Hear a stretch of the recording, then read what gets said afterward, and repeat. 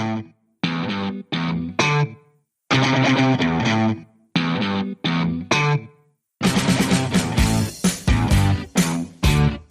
to the Hollywood in Toto podcast, the right take on entertainment. The HiT cast offers a weekly look at Hollywood from a conservative point of view. Sick of media bias infecting Hollywood headlines? Tired of stars insulting your views? HiT has your back. Now, here's your host, Christian Toto. Welcome to episode 16 of the Hollywood in Toto podcast. This week's interview is with showrunner Ben Watkins, the driving force behind the Amazon Prime series Hand of God, starring Ron Perlman. Before our chat, I wanted to talk about the current state of political comedy. In short, it stinks. And begs the question, why? I think there are multiple reasons why it's not really doing so well right now. I'll start with hate. And hate isn't humor. And we're seeing a lot of that in the humor we're seeing on the screen, large and small, especially the late-night television landscape. I guess you could say it starts with Samantha Bee, who has recently had to apologize to someone for calling their haircut a Nazi haircut. Turns out the person in question actually was suffering from cancer. You know, it was an innocent mistake, and she apologized quickly, and obviously the incident's going to go quickly behind her, but it does point to something else that's going on with her and other late-night shows. They're angry, and they're really angry, and you know, angry is okay, and angry can fuel a lot of good comedy. Just ask Lewis Black, but a lot of what we're seeing right now isn't even funny.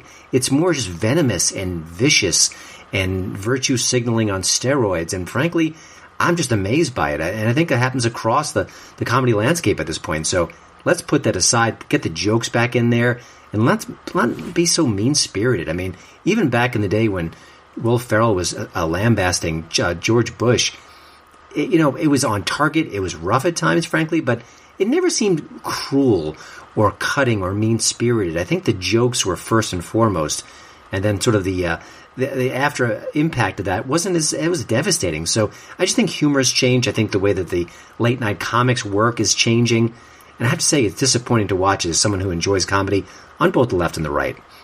That's one of the problems going on here. But another problem is that it's just darn predictable. I look at the headlines every day from Deadline.com and The Wrap and even major news outlets like Time Magazine. It's always basically showcasing how Stephen Colbert destroyed Trump this week and had some of the new sort of devastating comment about this policy or that policy. I mean, my goodness. I mean, you could actually set a clock to all the comments that are being made by the late night comedians. Enough. Shake things up a bit. Give us something new and fresh and exciting. And it kind of leads me to my next point. Stop being so one-sided. You're basically smashing Trump, his cabinet, and everyone on Team GOP. There's a whole other party out there, and let me tell you, they don't always act in the best way possible. They can be pretty silly sometimes. Some of their quotes are just darn absurd. Frankly, a lot of Hollywood actors and actresses are saying some pretty silly things these days. How about take a break from all the Trump jokes and all the he's so orange, he's so crazy, he's so Twitter obsessed. Maybe tell other jokes as well. I think your audience is not going to run away. I think they might find it refreshing.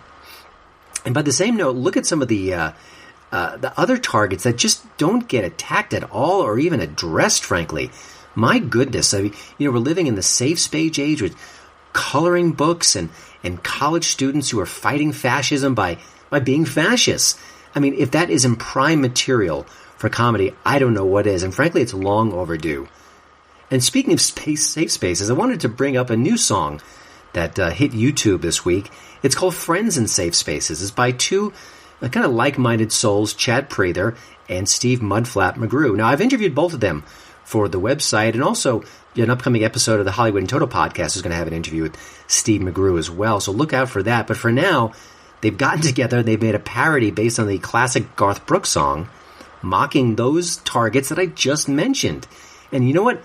It's funny. And it's not just funny. It feels refreshing and different. And I think that makes it even more pointed in a way. Now, I don't think this is vicious or cruel. You may disagree. But to get a chance, check it out. Just Google Friends in Safe Spaces on YouTube. It'll pop up pretty quickly. Or go to HollywoodandToto.com. I've got a short story on the website about it. So, I don't know. I just thought it was a hoot.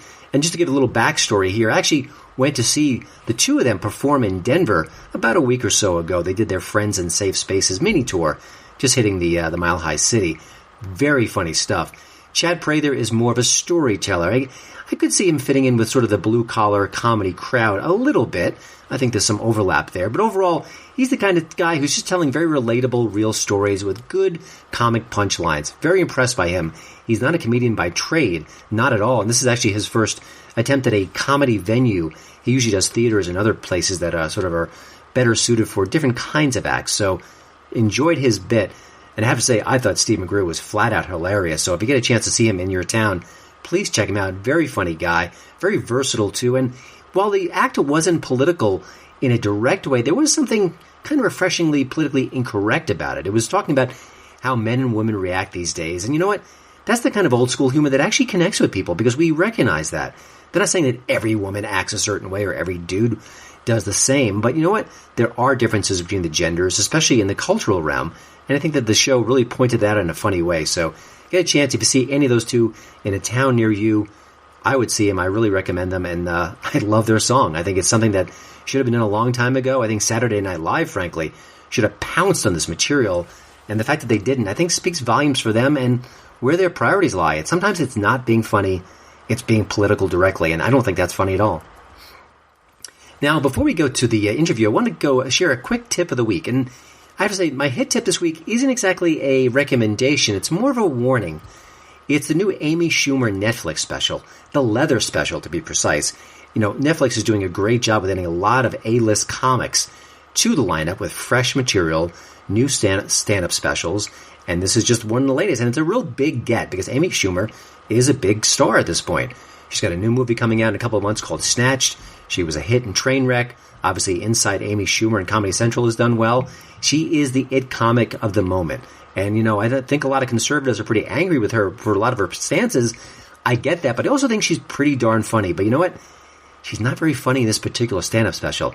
It is like an involuntary gynecological exam. It is her talking about sex, about how she has sex with her boyfriend, the intimacy between them. I mean, to an incredibly detailed degree. And you know what? That can be shocking at first, and it was. But where's the funny? I just didn't think it was that clever. I think the writing is subpar. I'm pretty disappointed with her because I think she can be a very good stand-up comic. But this was kind of like an endurance test, frankly. I just didn't enjoy it. There are some other bits in the particular act. He does her usual gun control routine, making fun of those slack-jawed yokels who live in trailers and cross their eyes when they talk about the guns. Really, really not fresh at all, frankly. And frankly, if you want to, send a message or even change a heart or mind about the issue, how about you make some really funny, pointed comments and lay off the absolute cruelty? Because that's all this is, really. Not that funny, very cruel. And speaking to the converted, and I don't think you change any hearts and minds that way. So I think in that way it's a fail. I think she's on better ground when she talks about how women are viewed in Hollywood. She's I guess you could say a full-figured gal, and she makes no bones about it.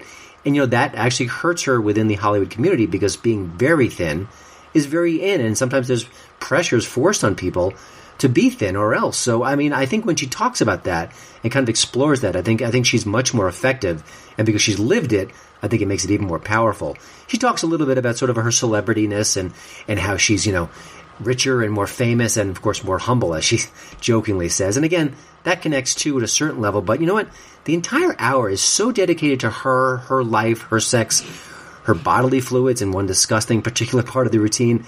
It almost seems like an ego trip. It's great to refer to yourself and kind of use yourself as a vessel for humor, but I don't know, there's something rather egotistical about the whole act at this point. So I'm really kind of curious to see where her fame goes at this point. She's super famous, she's super rich, she's super successful, but you know what? It doesn't last forever, and there's always a next it comic around the corner.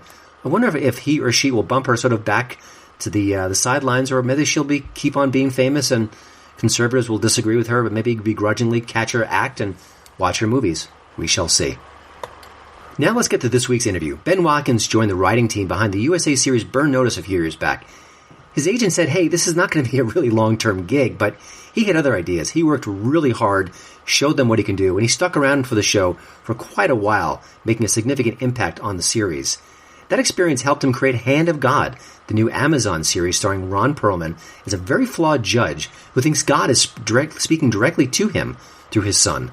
The show's second and final season just hit the streaming service, And now we've got new cast members, including Linda Gray of Dallas fame, Nia Long from The Best Man, and Brian Baumgartner from The Office. So, new blood, returning stars including Dana Delaney. Check it out. Ben had some great behind-the-scenes stories as well to share about the production, which you'll hear shortly. I love that kind of look at Hollywood, because it kind of, we read the headlines, but sometimes when you speak directly to the artists, they share things that you never knew about, and it kind of makes you appreciate the shows and the movies that we see, and sometimes take for granted. So, here's my chat with Hand of God creator, Ben Watkins.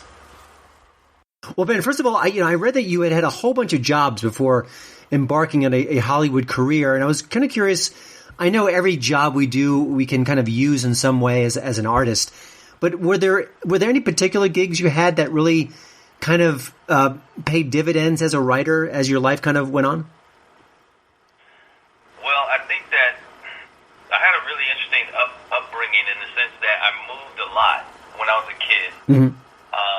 And I lived in a lot of different places, went to a lot of different schools, mostly in the Bay Area, but also spent a little time in a suburb of Chicago called Joliet.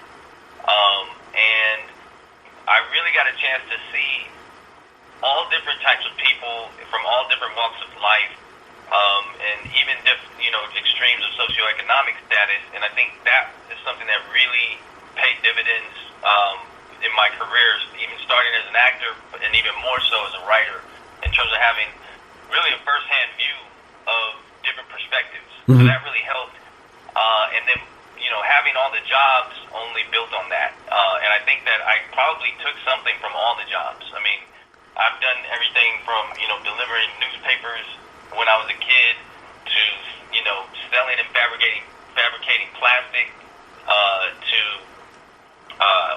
one time I had a job where I was making asphalt street, samples, like literally sections of a street, where I had to, super hard manual labor that was really dangerous, that had, one of those jobs where you have one of those cords and buttons nearby where there's an industrial accident and the alarms are going to sound. Yikes. And either it was the people that I worked with that I got a lot from, or the actual work that I got a lot from. Mm-hmm.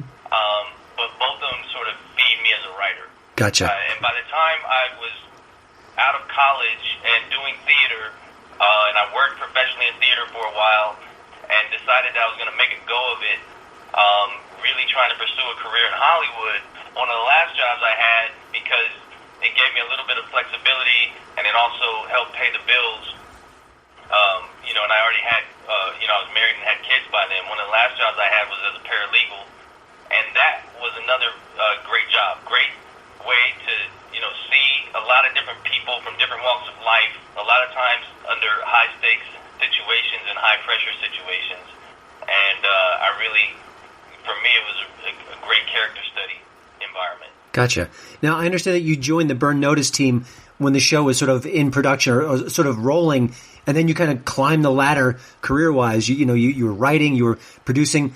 When you were doing that and kind of in that process, were you thinking about maybe launching your own show in the back of your mind, or were you just so busy kind of making sure you were doing the job that there was no time for that kind of dreaming?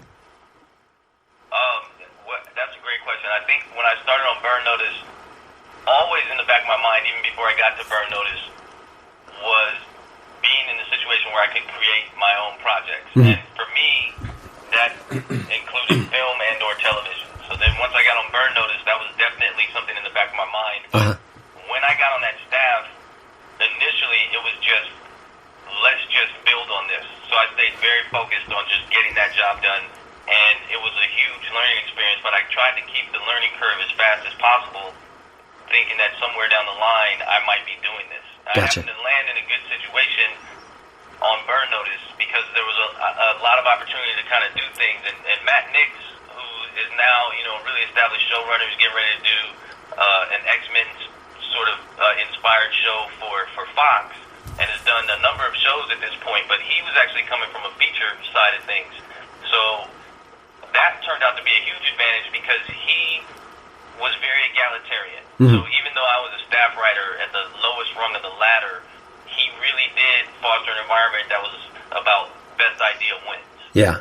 And that really helped me because when I first got that job, my agent literally told me, don't expect to be on for the entire season, because a lot of times staff writers will be on for the beginning of a season, maybe get a 9-week contract, or maybe even get 12 or 15 weeks, but they definitely don't last the whole time usually. And my agent also told me I wasn't going to get a script. And I remember distinctly telling my agent, I have 4 kids, so I'm guaranteeing you now I'll be there for the whole season, and I will get a script, because in my mind I had no choice. I had bills to pay, and I had a career that I was really trying to launch. And so, I was blessed to be able to get that script. I was blessed to be able to stay on that staff for the whole time. Part of it was because I worked so hard, and the ideas that I was bringing to the table were valued. And then I just built from there. Gotcha. I would say maybe after 2 seasons, then I was able to start thinking big picture again and start thinking about what shows I would want to do. And I started working on pitches and scripts outside of Burn Notice during our hiatuses to sort of get that ball rolling. Mm-hmm. I had read that when you were first talking about Hand of God, just having the word God in the title just made some people uneasy. Now you've got a whole season under your belt. You're in season 2. Is the idea of exploring spirituality, which obviously was part and parcel of season 1, do you feel a little freer, a little bit able to kind of really express yourself in a way? I mean, can you kind of build on that success and the trust you've kind of managed to build there? Yeah, I have. I mean, to be honest, I think that having God in the title scared me and everybody else involved. And one of the things that, I sort of had to keep reminding myself of was, you're going to be doing a show, regardless of the religious and spiritual themes and issues that are going to get explored. You're writing, when I was writing that script, even halfway through the story, realizing the directions that I was going, I knew I was going to be pushing some buttons. And then once the script was done, I was getting really great feedback on it. I did not think in my wildest dreams that there would be a chance to make this show, because it fell into one of those categories that, one of the things you don't talk about when you're at a cocktail party. Yeah. Politics, religion. I think there's a third one that's slipping my mind right now. I think it's abortion. I think my show sort of hit all the buttons that are things you're not supposed to be talking about. So religion being probably the foremost. So there was a big question about whether or not we keep that title the same. And again, I reminded myself, you already started down this road where you're pushing buttons, and you got to do the thing that scares you. Mm-hmm. And so if that was what your gut told you, that's what your gut was to call it Hand of God, knowing that, there could be some real pushback on a situation like that, or that people might misinterpret it, but that's what your gut told you, so just go with it. And that, when I decided to do that, that's actually when I got freed up. Regardless of what the response was going to be, I had already made that decision. It's one of those things in life, I think a lot of people can hit those crossroads at certain times, and when they take that risk, when they make that decision, even if it's early in the process, they basically, the die is cast. Mm-hmm. And so even if it means that the hill is going to be a little steeper, it does free you up. Yeah, it sounds liberating, frankly. Yeah. I know there's a lot I don't want you to spoil about season 2. I want people to kind of enjoy it for themselves. But can you maybe talk about, there's a lot of questions sort of left unanswered or hanging from season 1. Will they get played out pretty quickly, or they sort of evolve over as the episodes kind of go on?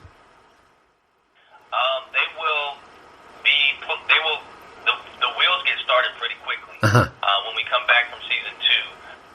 I felt like season 1 was always intended to sort of ask these questions and ask them in a way that there should be more than one answer.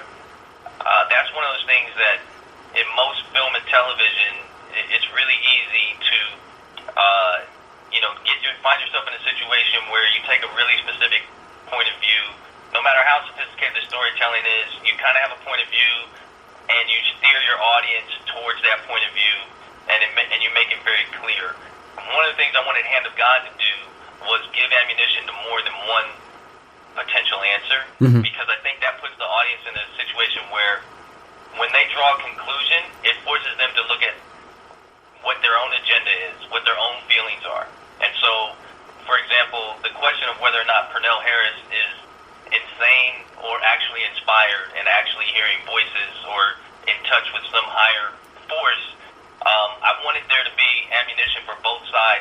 answer. So, and one of the best things about when that first season came out was watching all these people land on both sides of the issue. It was hilarious and very gratifying to see a lot of people saying he's absolutely inspired, and then the same amount of people convinced that he was just a crazy man. So we wanted to do that, and we wanted to ask those questions. We wanted to bring up questions about sort of race dynamics and religion and politics and how people function, and really bring up a question that I think is really pertinent in America, which is, what do we really believe? And more importantly, do we actually live our lives in a way that reflects that? And it's not just about religion; it can be about anything. Because I think that our lives are basically pretty convenient, and so we have the luxury of not actually having to gear our lives around the things we claim are the most important to us. And so we did a lot of that. We built those characters, we put them in those situations, and then we asked these questions. That was season 1. And in season 2, now we start to give some answers to at least what the characters believe or what's motivating them. And that really drives season 2. It's a much more propulsive season in that way, because the problems are much more, the obstacles are very specific, and their choices in terms of how to overcome those obstacles are much more pointed. So we get a lot more momentum right off the bat in season 2. Gotcha. I wonder, you've worked in cable television with Burn Notice and now on Amazon Prime. You're young guys. You haven't been in the sort of the trenches for decades, but what was it like working with Amazon Prime? Did you get the sense that it was a much different experience as an artist than maybe other situations, either broadcast or even cable? Yeah, I really did. I mean, I think I would say that this is probably something people experienced when premium cable first started doing original content. Then it's something that probably happened again when basic cable sort of expanded the terrain, and then streaming hit. And at every turn, there has been an opportunity to do different kind of storytelling, because if you don't, how would you differentiate yourself? How would you be able to say, hey, there's a reason, and there's a good reason to come and watch? So I felt like Amazon Prime was in that category, and still is in many ways, of trying to find ways to tell different stories, or being open to different stories. Hand of God's a great example. They do the thing where they put the pilot up before they make a decision on whether it goes to series, and I still am convinced to this day, if they hadn't done that, there's a good chance this show doesn't get turned into a series. I think there's a lot of people who would have been very skeptical of the idea of finding an audience for that show. And one of the things we saw after season 1 dropped, obviously the pilot dropped, and we got great feedback and response from the audience. And so we got season 1, and season 1 dropped, and we had the same reaction. And that was really cool, because, this being a show that pushed buttons, and we got mixed reviews when season 1 dropped from the critics, but we got such an amazing fan reaction that it really showed that while the themes we were addressing and the way we were telling stories, some people weren't ready for that, especially on the critical side, but the audiences were. They were okay with having some ambiguity. They were okay with being pushed into uncomfortable places. And so we, luckily, because of that, we got a season 2. Yeah. Yeah, obviously, we're in a golden age of TV. There's so much great content. I mean, your show is just one of many shows that are just terrific. What's happened in the marketplace that made this possible? Is it strictly competition? Is it sort of the fact that the big screen is sort of abdicating its responsibility for more mature stories and going to the blockbuster route? What, as someone in the industry, you've kind of been in this moment where I feel like everything's changing. But from your perspective, what's the secret sauce? What's going on? Yeah, I think you put your finger on it when you said, like, some of the most interesting storytelling is happening on what we would call the small screen. I think that's the first thing. Ron Perlman, when he came off of Sons of Anarchy, this is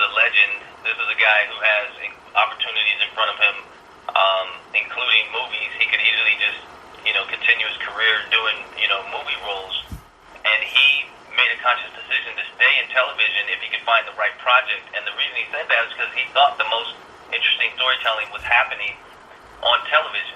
And that is a direct result from the movie business making what I think is probably a short-sighted choice, because they're so bottom-line driven, but more than that, they're so driven by instant gratification that they don't make a long-term decision to commit to having the full spectrum of stories. And then the next thing you know, all they are is blockbuster, and it's feast or famine. So what happens to all the storytellers? They start to gravitate towards television, where they get to tell smaller stories. They get to tell layered and complex stories.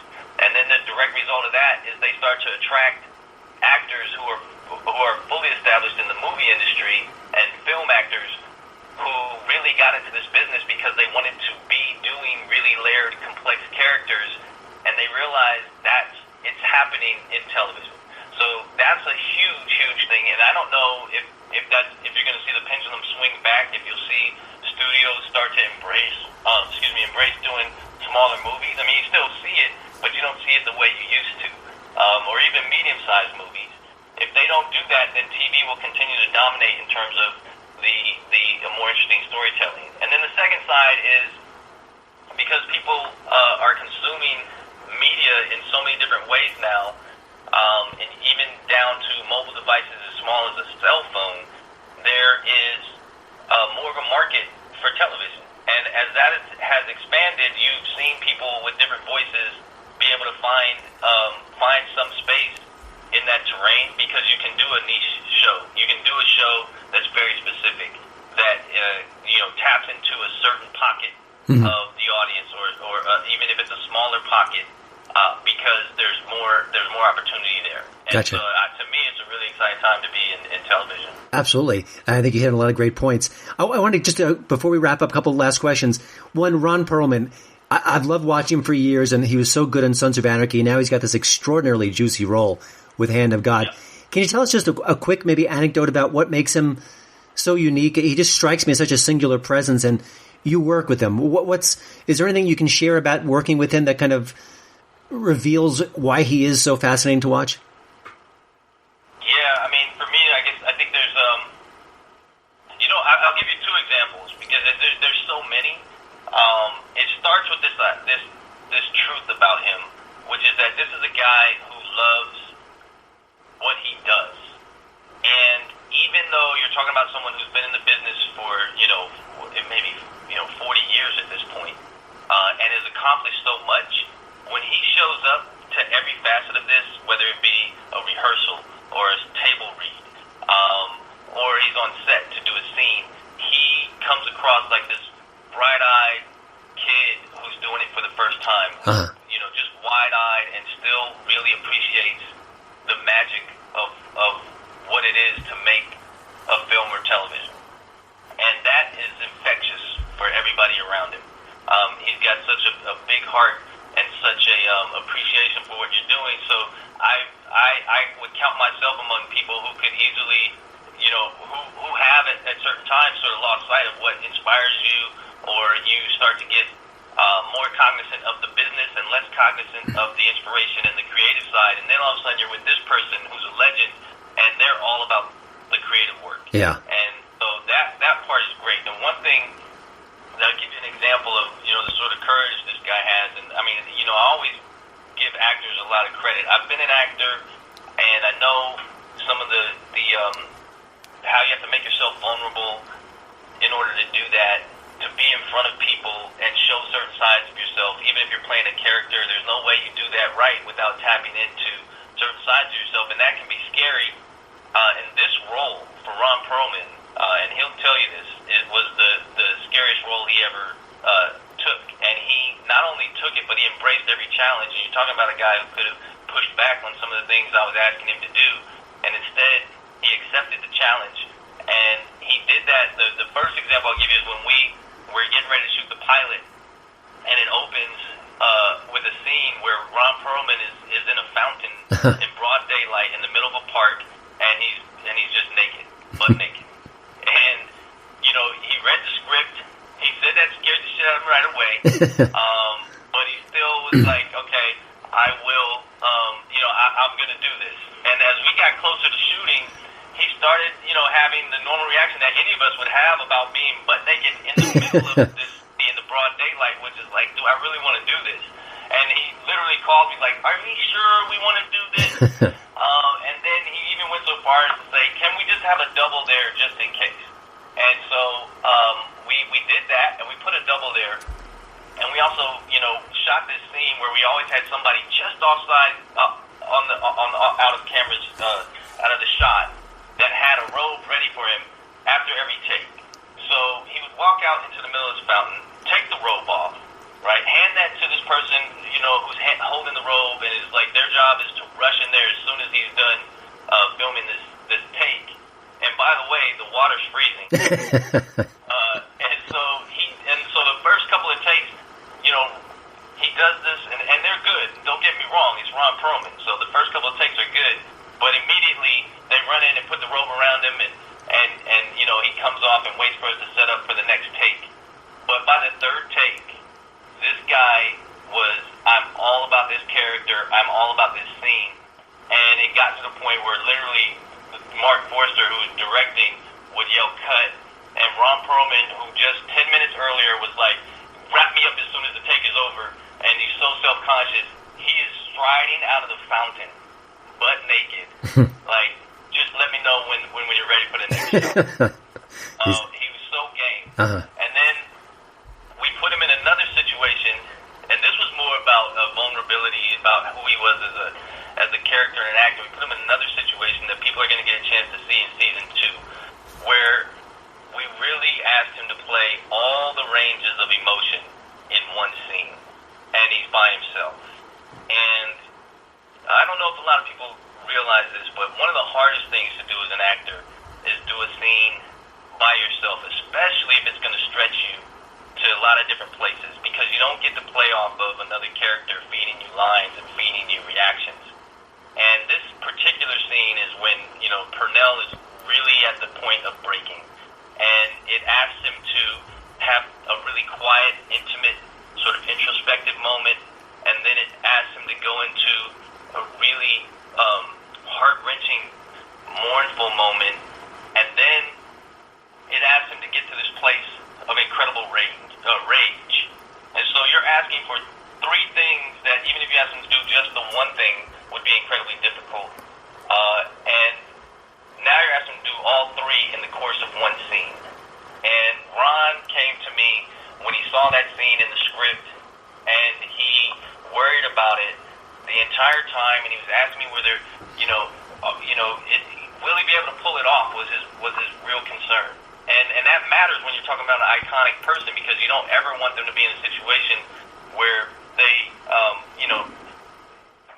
jeopardize their iconic status. But at the same time, first and foremost, he's an actor, and he relishes challenges. Nice. So there was this discussion there where it's kind of like, is there anything we can do to sort of maybe not make it so challenging? And I even got to the point where I said, Ron, if you're really not comfortable, we could potentially tweak this or that, or break the scene up, and at that point he said, you know what, no. The scene's beautifully written, and it's my job to make this work. And if I can't pull it off, I can't pull it off, but I'm going to go for it. And so we literally just shot that scene. It was just him. He had to do it numerous times, and it is the most powerful, beautiful thing you've ever seen. Excellent. It really speaks volumes to the type of creative person he is, that not only is he willing to take those challenges and make himself that vulnerable, but because he's willing to do that, he's able to reach certain heights. So to me, he's the salt of the earth, but he's also an amazing talent. Well, we can look forward to seeing that scene in season 2, which I'm sure we'll know it as soon as it pops up on the screen. And Ben, before we let you go, just a quick question.